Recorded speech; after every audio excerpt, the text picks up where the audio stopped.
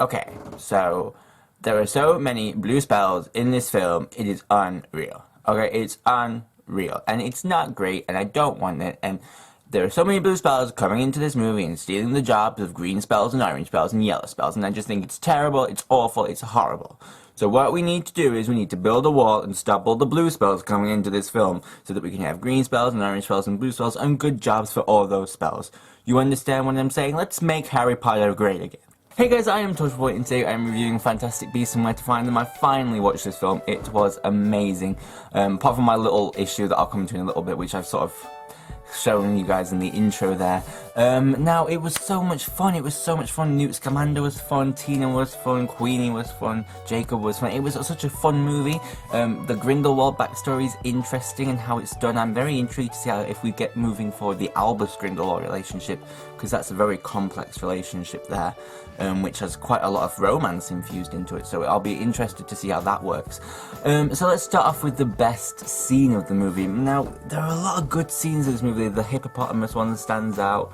The fight with Grindelwald at the end stands out. The Obscurus stands out very much so. But I have to give it to the little guy who was obsessed with gold and stuff. The moment he was in the shop and they're like swinging around on the chandelier, it was just such an out of place, funny moment that you couldn't help but love it. Absolutely love it. I loved it anyway. Okay, so we're going to go now to badass character of the movie. I've changed the way we do one-take reviews now, guys, by the way. So we have some different categories. The badass character of this movie, I'm going to have to give it to Newt. Was very badass. Newt was very badass. Queenie was pretty badass. Jake was pretty badass. But I'm going to give it to Tina, because not only was she brave enough to march into that room full of all those people, but she also took on Gellert Grindelwald herself, even though not knowing it was him.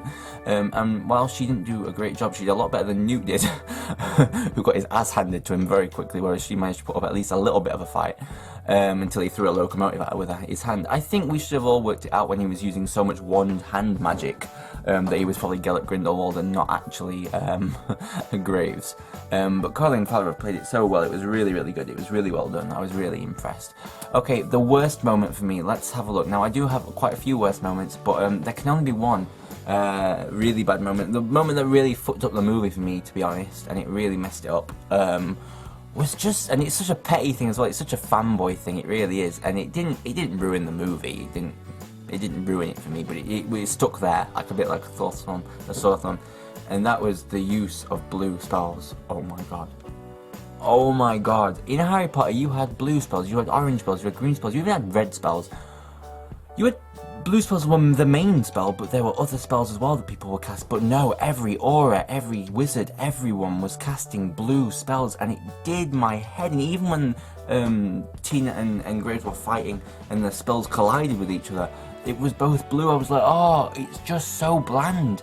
Do you know what I mean? I think I saw one small orange spell when Newt cast Revelio to reveal Graves to be Gellert Grindelwald, and there was another one at the very beginning where he cast a spell and it was kind of yellowy. But apart from that, that was it. And I was like, oh, come on, where is the colour? Where is the colour? I needed the colour.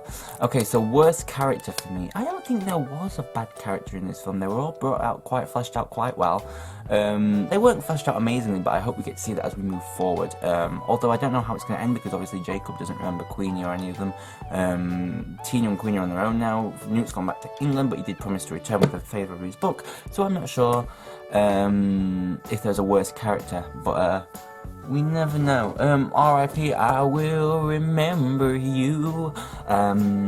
Goes to, I don't think, did anyone have, well, Credence, but he could have survived because that little wisp flew away, you know, so he might still be alive. Ezra Miller played it really well. I'm really impressed with that whole side. And there was a relatively moment where it actually scared me, where the Obscurus blasted out and killed his mum, or his stepmom, and that actually made me jump. I was like, holy shit. In fact, everyone in the cinema actually jumped. It was like it quite came out of nowhere. There were some really dark moments in this film, and I was quite surprised. I'm going to give this movie a 7 out of 10. It wasn't the greatest thing I've ever seen, but it was really good. It was really well knit, and it did really well. Thank you for watching this one-take review. I've been Torchwood Boy. You've been awesome.